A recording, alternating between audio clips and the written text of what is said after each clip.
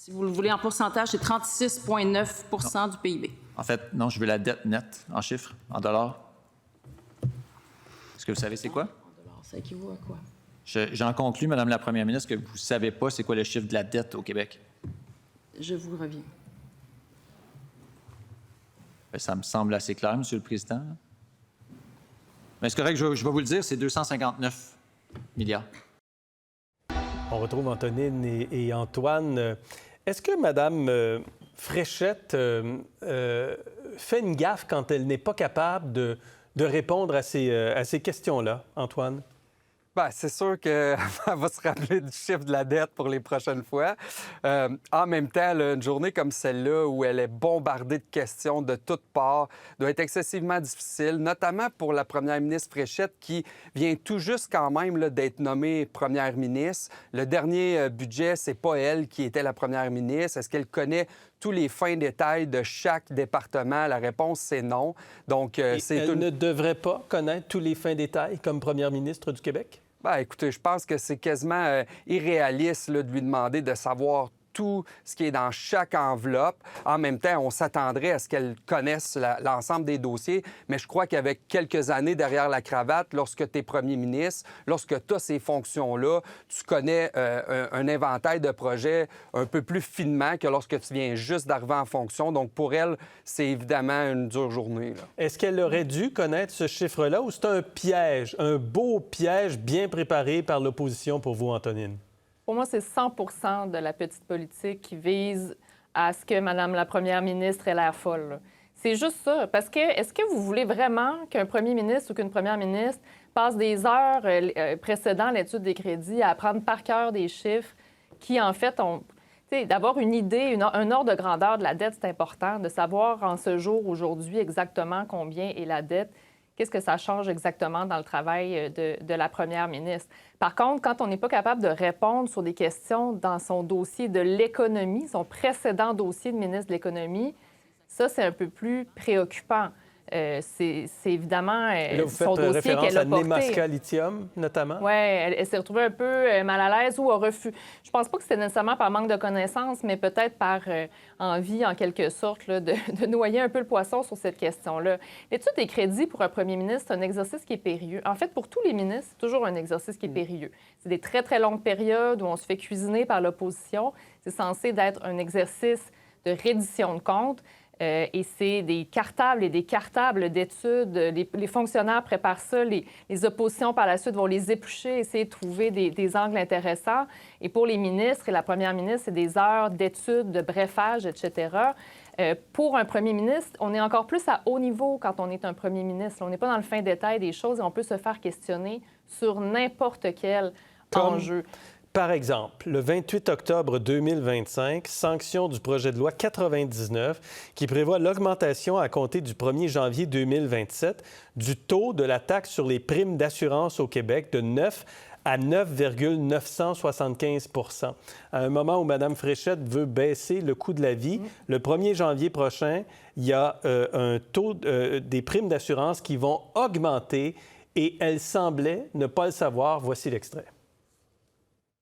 Est-ce que vous saviez que le 1er janvier, votre gouvernement augmentait la taxe sur les produits d'assurance? Parce que là, vous arrivez avec des mesures pour dire on va en redonner aux Québécois, mais le 1er janvier, vous arrivez avec des mesures qui vont aller repiger dans les poches des Québécois. C'était pas dans mon territoire à moi au moment où ça a été annoncé. J'étais à l'économie, à l'innovation, à l'énergie. Donc, j'étais pas nécessairement au fait du détail de cette augmentation. Ça a été adopté au budget il y a 15 mois. Alors, il faut voir que... Oui, mais vous êtes première ministre, c'était votre gouvernement. Oui, ça fait 1 an et quelques. C'est un budget adopté il y a 1 an et quelques. Votre commentaire là-dessus, Antoine?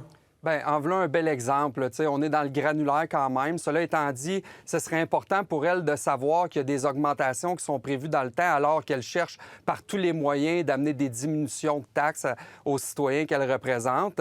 Mais tu sais, juste pour avoir administré une ville là, avec un budget de 130 millions, là, il y a une panoplie de détails dans le budget qui peuvent impacter des tarifs de location de salles, de location d'un aréna, d'augmentation de quelques dollars, de diminution dans d'autres qui ont été travaillés par par les équipes administratives, puis c'est quasi impossible de tous les maîtriser. Donc, dans son cas, je pense que c'est un peu ce qu'on voit aujourd'hui, mais comme vous pouvez le voir, les journalistes la suivent dans les corridors. C'est en dichotomie complète avec sa vision puis sa volonté de diminuer les taxes. Donc, encore une fois, dure journée, elle paraît mal sur ce dossier-là. Son message, c'est « on vous aide, on baisse le coût de la vie ». Mais on a oublié de vous dire qu'on va augmenter les primes d'assurance le 1er janvier, Antonine. Ça, c'est un petit peu plus embarrassant que de ne pas connaître en date d'aujourd'hui le montant de la dette. Parce qu'on vient d'annoncer des baisses de tarifs d'immatriculation. Il me semble que quand on regarde le dossier dans son ensemble, qu'on a un brefage de la part de notre équipe, des fonctionnaires, ça aurait dû être mentionné. Par contre, Madame la Première ministre, on doit vous dire, il ne faut quand même pas oublier qu'on a monté ça en même temps. Ce n'est pas un détail, c'est important pour elle. Elle n'a pas une très bonne semaine, Madame Fréchette. Et je me passais la réflexion un peu plus tôt aujourd'hui. Quand on a des premières semaines qui sont qui se déroulent très, très bien. Donc, Mme Fréchette arrive, puis là, il y a beaucoup de gens, des commentateurs, des observateurs qui disent qu'elle a fait un sans faute, sans faute, sans faute. Bien, c'est certain que maintenant qu'il commence à avoir un petit peu plus de plure de banane sur le chemin pour Mme Fréchette, on ne peut pas s'empêcher de faire une comparaison avec les premières semaines. Puis ça donne un peu l'impression que la semaine est très, très dure, alors que, dans les faits, c'est une semaine politique normale d'un politicien normal. Et sur Nemaska Lithium également, le chef du Parti québécois et le chef par intérim, le chef parlementaire du Parti libéral ont posé beaucoup de questions à la première ministre en disant « Saviez-vous qu'il y avait un avis défavorable qui disait essentiellement de ne pas investir dans Nemaska Lithium lorsque vous étiez à l'économie? » Voici cet échange. Je répète pour une 4e fois ma question. Aviez-vous connaissance du rapport et de l'avis défavorable, oui ou non? Alors, je répète ma réponse. L'avis sectoriel identifie un certain nombre de risques et on a tenu compte de ces risques-là. Il y a des actions qui ont été modifiées pour réduire la part de risque. Donc, je note au dossier qu'on a reposé la question 4 fois sur la connaissance. 4 fois, on n'aura pas eu la réponse et on doit malheureusement en déduire qu'il y a bel et bien une connaissance puis qu'on agit en toute connaissance de cause. Et ça, c'est un dossier qu'elle maîtrise, là. C'est un dossier qu'elle maîtrise parce que c'est un dossier à l'économie, Antoine, dans ce cas-ci. C'est qu'elle ne voulait pas directement répondre à cette question, à savoir si elle avait vu ou non l'avis défavorable qui disait on ne devrait pas investir dans Nemaska Lithium. Oui, je crois qu'il n'y a pas de fumée sans feu là, dans le dossier de Nemaska Lithium. On se souviendra là, à quel point la CAQ a fait preuve d'un excès d'enthousiasme là, entourant tout ce qui est la filière batterie.